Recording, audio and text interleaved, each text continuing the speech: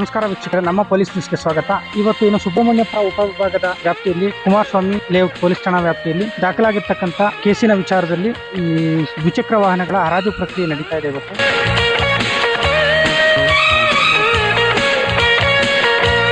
ಹೌದು ವೀಕ್ಷಕರೇ, KS layout police ಠಾಣೆಯಲ್ಲಿ ಇಂದು ದ್ವಿಚಕ್ರ ವಾಹನಗಳ ಹರಾಜು ಮಾಡಲಾಯಿತು. ಬೆಂಗಳೂರಿನ ಕೆಎಸ್ ಲೇಔಟ್ ಪೊಲೀಸ್ ಠಾಣಾ ವ್ಯಾಪ್ತಿಯಲ್ಲಿ ವಾರಸುದಾರರಿಲ್ಲದ ವಾಹನಗಳ ವಿಲೇವಾರಿಗೆ ಪೊಲೀಸರು ಮುಂದಾಗಿದ್ದಾರೆ. ವಿವಿಧ ಪ್ರಕರಣಗಳಲ್ಲಿ ಜಪ್ತಿ ಮಾಡಲಾದ ಆದರೆ ಈವರೆಗೂ ಮಾಲೀಕರು ಪತ್ತೆಯಾಗದ ಒಟ್ಟು 24 ದ್ವಿಚಕ್ರ ವಾಹನಗಳನ್ನು ಇಂದು ಬಹಿರಂಗ ಹರಾಜು ಮಾಡಲಾಯಿತು. ಮಾನ್ಯ ನ್ಯಾಯಾಲಯದ ಆದೇಶದಂತೆ ಈ ಪ್ರಕ್ರಿಯೆ ನಡೆಯುತ್ತಿದ್ದು, ಆಸಕ್ತ ಸಾರ್ವಜನಿಕರು ಹರಾಜಿನಲ್ಲಿ ಭಾಗವಹಿಸಿ ವಾಹನಗಳನ್ನು ಖರೀದಿಸಲು ಅವಕಾಶ ಕಲ್ಪಿಸಲಾಗಿದೆ.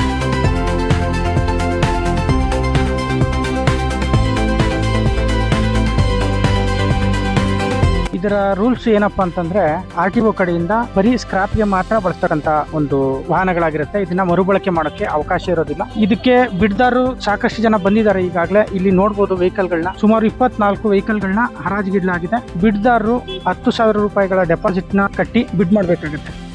ಹೈಯೆಸ್ಟ್ ಬಿಡ್ದಾರ್ ಯಾರು ಇರ್ತಾರೆ ಅವ್ರಿಗೆ ಅದು ಸಕ್ಸಸ್ಫುಲ್ ಬಿಡ್ದಾರು ಅಂತೇಳಿ ಒಂದು ಕನ್ಸಿಡರ್ ಮಾಡಲಾಗುತ್ತೆ. ಅವ್ರಿಗೆ ಆ ವೆಹಿಕಲ್ ಸಿಗುತ್ತೆ. ಅದನ್ನ ಅವರು ಮರುಬಳಕೆ ಮಾಡುವಂತಿಲ್ಲ, ಸ್ಕ್ರಾಪ್ ವಿಚಾರವಾಗಿ ಮಾತ್ರ ಬಳಸ್ಕೊಳ್ತಕ್ಕಂಥದ್ದು ಅಂತೇಳಿ ಪೊಲೀಸ್ ಠಾಣೆಯಿಂದ ಕಟ್ಟುನಿಟ್ಟಾಗಿ ತಿಳಿಸಲಾಗಿದೆ.